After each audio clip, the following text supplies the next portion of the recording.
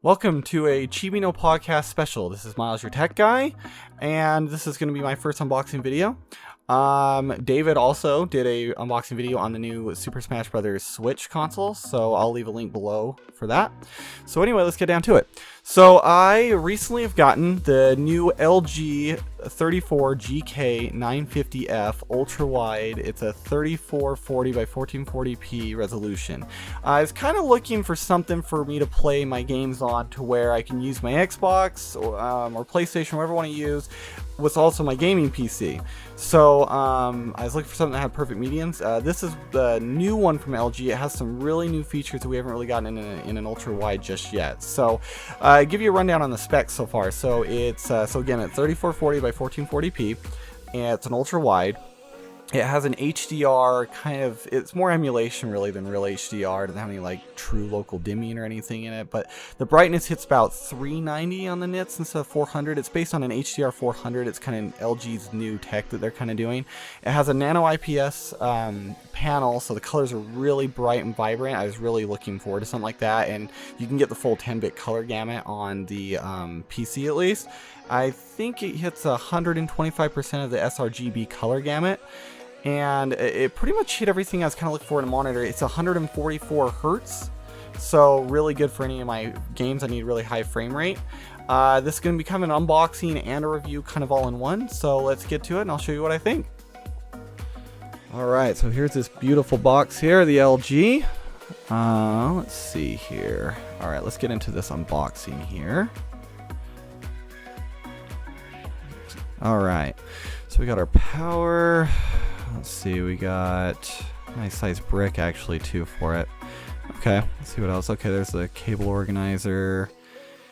And looks like here's your HDMI and your DVI. And now this does support HDMI 2.0. Okay, and then we got a USB 3 as well if you want to get some power in there. So pretty much all the cables you need right out of the box. You're not going to need to buy any extra at all for this thing. Here's the stand. The red, my system's mostly blue, so I actually got a monitor stand for it, so we're going to ignore that. And looks like this is the stand that comes with as well. So anyway, here's everything unboxed. Let's get to the fun part. There we go. Beautiful looking screen, very thin borders as you can tell. No LG embroidering on the bottom at all. And there's the red. Now this is not the G-Sync model, so it's not going to have the LED spheres on the back, but it's not a big deal for me. There's the VESA mounts. Alright, so here it is turned on. Here's my system here, just getting it plugged in. Not much backlight bleed in the four corners. Alright, so nice curve here. I think this is the 1800 standard of the curve. The colors on this, by the way, just pop. Look at this. This is just gorgeous. Alright, nice ultra wide. Perfect. So here you can see the 144 hertz refresh rate. You can actually get the 10-bit color it wants to go to. There's all your other color formats you can use. Perfect. Everything I needed in this. This is just the NVIDIA control panel here. The G-Sync was an extra $200 more, so I didn't go with that one. Let's see here. Alright. Get some games ready here for some testing. Just look at this. This is gorgeous. So here's the HDR. It's not true HDR, like I was saying in the intro here. Here's some of your defaults you can pick for Gamer 1, I think is what I'm going to keep it for. Make sure to keep the response time on faster. I've noticed that's been the best for the lower latency. A lot better. So I've just been gaming on Gaming 1. That's been what I've liked the most. There's FreeSync as well. You can turn that on the Xbox. It works no problem at all. You can use the ratio system as well if you wanted, just to stretch out the format. I don't really like that, but you can. So there's a backlight bleed. You can see not very much on the black screen, just a little bit of yellow. So here's some Battlefield footage. It's just kind of playing around with the mouse. Everything seems really fluid. I wasn't having any issues with input lag. I wasn't having any weird motion blur or anything. Everything was super smooth. I'm using an RTX 2080 Ti. I think I have the i7 6850K at 4 gigahertz right now and 32 gigs of RAM of DDR4 at 3000. So, yeah, again, no motion blurring, very quick input. The wideness on this in gaming for PC is just absolutely gorgeous. I haven't had any issues at all. The tearing was the biggest concern because the G-Sync was an extra, it's extra $200. And as I've noticed, as I've gone and gotten the higher frame rates, I'm not getting tearing. So this is V-Sync off, by the way.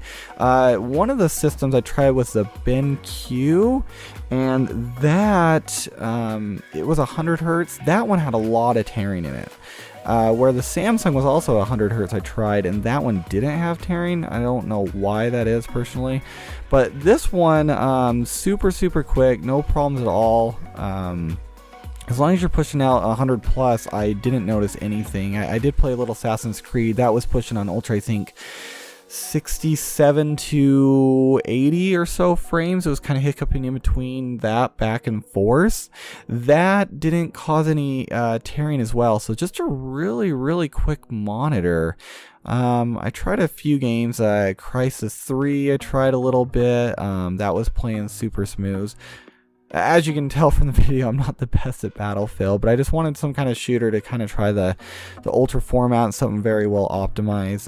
The HDR was not bad. It's very bright on the screen. I did notice with the HDR, it gave me a little bit more of the natural looking color, whereas when I turned it off, it gave me a little more of the saturated. So you probably want to definitely tweak those inside of the NVIDIA's system on that. So I would definitely do that if you're going to be testing this monitor. If the Assassin's Creed when I did the HDR I wasn't as big of a fan on that particular one. That one, the colors kind of went down and it was like undersaturated, I'll say, for me personally. So right here in this tank, I got a lot more of the blacks. Nothing distracting really. I wasn't noticing anything. It's kind of an inky black with a very light backlight bleed. It wasn't it's not apparent where some of the monitors, like I had the Dell Alienware, had a really bad yellow hue in the corner, and I really hated that. I was not a fan of that at all, and that was actually one of the reasons I returned it. Also, the lower color spectrum on it was not the best. I didn't think the colors popped at all. The G-Sync was nice, but again, I mean, this one's 144 was FreeSync, and again, I'm not getting any tearing, so, you know, extra 24 frames, why not? So, let's see here. So here's some Call of Duty. I was playing the Infinite Warfare. This one has some okay optimizations for ultra-wide. Again, very smooth. Didn't really have any issues with it at all. This is just another one game I wanted to show. It's just this ultra-wide really helps for the first-person shooters. That's for the adventure games like I was talking about with Assassin's Creed. Not the, it works great except for when you get the cutscene videos. It's just a 16:9, so you get the black borders, which is fine. But as for gameplay, it's completely perfect. So the next thing I wanted to try, and let's see if I can pull up the Xbox next, is what I think I'll do here.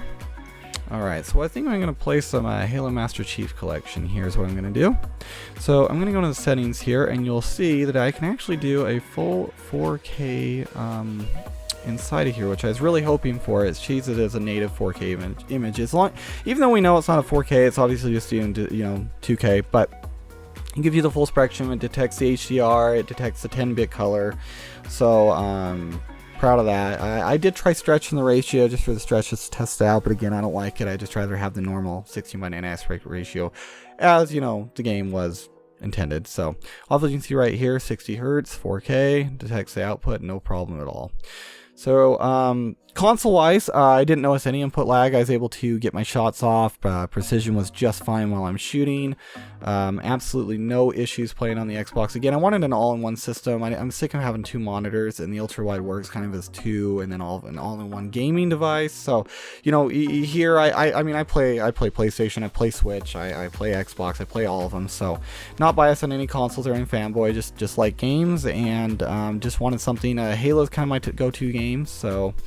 Just wanted to try that. So anyway, let's start up some Halo 5 here. And let's see here. So I'm doing a light test right here.